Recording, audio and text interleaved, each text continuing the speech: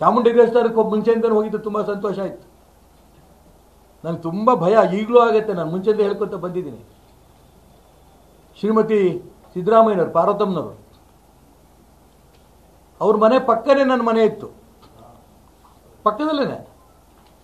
ಒಮ್ಮೆನೂ ಅವ್ರ ಮುಖ ನಾನು ನೋಡಲಿಲ್ಲ.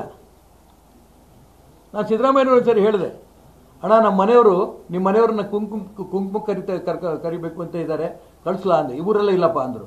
ಇಲ್ಲ ಅಂದರೆ ಆಯಮ್ಮ ಮನೆ ಬಿಟ್ಟು ಹೊರಗಡೆ ಬರೋದೇ ಕಮ್ಮಿ.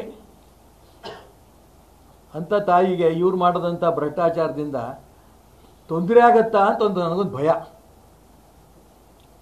ನಾವೆಲ್ಲರೂ ವ್ಯವಹಾರಗಳು ಮಾಡ್ತೀವಿ, ಪಾರ್ಟ್ನರ್ಶಿಪ್ಪಲ್ಲಿ, ಇನ್ಕಮ್ ಟ್ಯಾಕ್ಸ್ಗೆ, ಬೇರೆ ಬೇರೆದಕ್ಕೆ ಹೆಣ್ಮಕ್ಳು ಸೇರಿಸ್ಕೋತೀವಿ, ಸೈನ್ ಮಾಡೋದು ಮಾಡೋಗ್ತಾರೆ ಅಷ್ಟೇ. ಅವರು ಯಾವುದಕ್ಕೆ ಅಂತಲೂ ಕೇಳಲ್ಲ. ಹಾಗೆ ಆ ಮೂಢಾಹ ವಿಚಾರದಲ್ಲಿ ಇಲ್ಲಿ ಸಿಗ್ನೇಚರ್ ಮಾಡಿಕೊಡು, ಇಲ್ಲಿ ಲೆಟ್ರ್ ಕೊಡು ಅನ್ನೋದನ್ನು ಆ ಪಾರ್ವತಮ್ಮನವ್ರದ್ದು ಸಹಿ ತೊಗೊಂಡಿರ್ಬೋದು. ಯಾಕೆ ಅನ್ನೋದು ಆ ಎಮ್ಮನಿಗೆ ಗೊತ್ತಿರಲಿಕ್ಕಿಲ್ಲ. ಅನ್ಯಾಯವಾಗಿ ಆ ಎಮ್ಮನ ತೊಂದರೆ ಆಗುತ್ತಲ್ಲ ಅಂತ ನಿಜಕ್ಕೂ ನನಗೆ ತುಂಬ ಸಂಕಟ ಆಗ್ತಾ ಇದೆ. ತೊಂದರೆ ಆಗಬಾರ್ದು ಅಂತ ಚಾಮುಂಡೇಶ್ವರಿ ಪ್ರಾರ್ಥನೆ ಮಾಡ್ತೀನಿ.